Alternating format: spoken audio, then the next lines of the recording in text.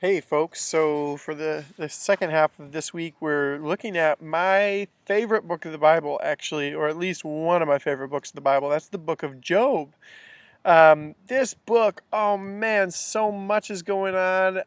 There's just a lot of reasons to love this book, and I'm hoping we get to just dip our toe into it together this week. I want to start with a couple questions. The first is this: can you think of a time in your life when you had to reevaluate your assumptions about how the world works?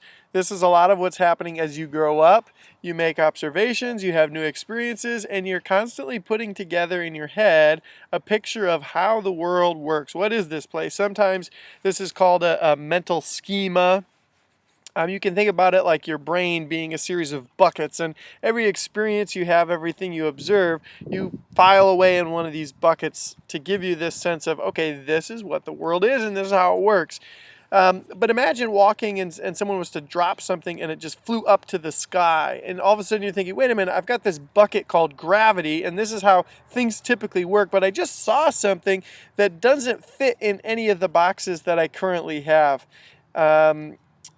What would you have to do? You'd have to either say, okay, maybe I misunderstood what I saw, or maybe there's a box that I need to, or a bucket I need to add to my schema because I don't know what to do with that. Similarly, can you think of a time or an event in your life when you had to reevaluate your faith or your understanding of how the world works or how God works or how Christianity is supposed to work? If you haven't, you probably will.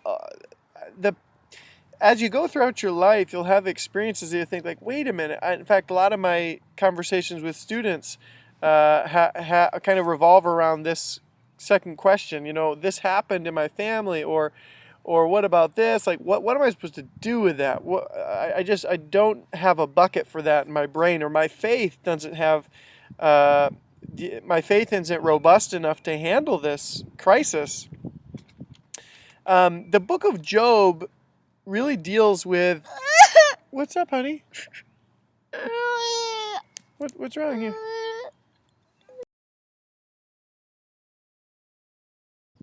Sorry about that interruption. My daughter cut her throat while eating a chip and just came over to me crying. So, okay, here we are back again.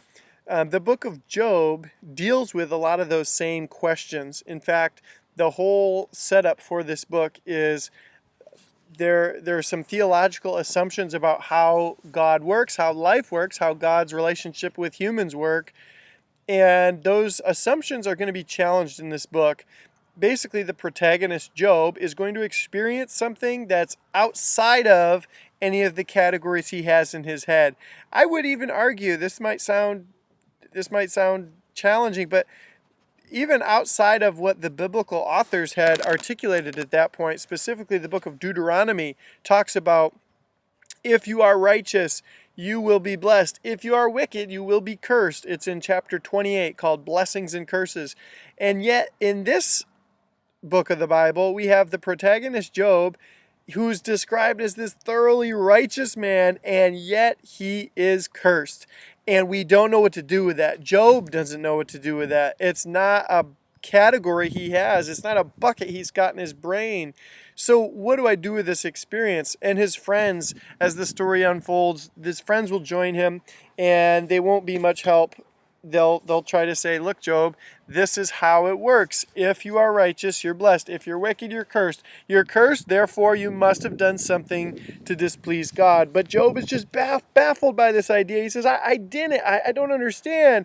He even prays to God to reveal his sin and iniquity, to show me, God, what have I done wrong? And yet, if you've read the first 3 chapters, you know that, ooh, yeah, he hasn't done anything wrong to deserve this. So, sorry about this really graphic image. It's a famous painting of Job that's trying to depict just his utter just suffering, and he's destitute. Why are we reading this book now? We don't actually know when the book of Job was written, but thematically it really connects and I think fits well with the exile and destruction of Jerusalem. I love this quote from a theological introduction to the Old Testament, talking about the experience of exile. The most remarkable theological aspect of the exile is that the profound losses of 586 did not lead to despair and a loss of faith. Rather, the exile became a remarkable moment in the life of the Jewish community for inventive and generative faith, which experimented with new articulations of that faith and which produced much of the more eloquent and more determined literature of the Old Testament. The experience of loss and displacement evoked in exilic Israel profound questions of faith. For example, is God not powerful? Is God not faithful? How do we hope in exile? How do we move beyond exile? Is there life after exile? Or is this the end of our relationship with our God? And yet, in remarkable steps of faith, they take these questions to God, and their faith becomes a wrestling in one sense. So, a lot of those same key themes we see in the book of Job. So we thought years ago, hey, let's put the book of Job in the destruction and exile unit. I think you'll see as we go through that a lot of the themes really do connect nicely. The basic premise, if you're familiar with Deuteronomy, as we mentioned just a moment ago, the righteous are blessed, the wicked are cursed. And yet, Job chapter 1, he is described as being incredibly righteous, but instead of being blessed, he's cursed. A couple important terms you'll want to know for your engaging with the book of Job. First of all, this is one of the first times we have the character of Satan in the Old Testament. Hashatan is the way you'd say it in Hebrew. It's the accuser, or the kind of like the prosecuting attorney of the heavenly realm. According to the Satan, what is the only reason Job worships God? We'll have this really remarkable heavenly scene where the Satan comes to God and says, hey God, I know you're proud of Job, but I bet if you stopped blessing him, if he suffered, he would curse you to his face. This is called the Divine Wager. I mean, it's just really just a crazy book, and I think a wonderful book. The Divine Wager is this moment when God and the Satan, Hashatan, the accuser, make a bet about how Job will respond to suffering. This sets the stage for the rest of the book. Here it is in the Lego Bible. Very nice. One important term to know is this is probably more of an English or a literature term, but it's so important for understanding the book of Job. Dramatic irony. Dramatic irony is when the audience, you the reader, you know something that's going on in the story, but the characters in the story don't know. Shakespeare loved dramatic irony. He used it so well. If you remember Romeo and Juliet, Hoots, one of them drinks poison and the other stabs himself with a dagger because, Romeo thinks Juliet is dead in this tomb, but you in the audience, you're thinking, no, don't do it. She's not dead. She's only asleep. And then he kills himself. Then she wakes up and sees that he's dead. Oh, it's just terrible. That's dramatic irony. We know something that the characters in the story don't know. That term is so important for Job because you and I, as readers, we were privy to this little window into the heavenly realms for just a moment at the beginning of the book. And we see this deal, this divine wager between God and the accuser. But Job doesn't. After this scene, we meet Job. He's just totally unaware of that. And his suffering begins and he doesn't know why. And guys, let me tell you something.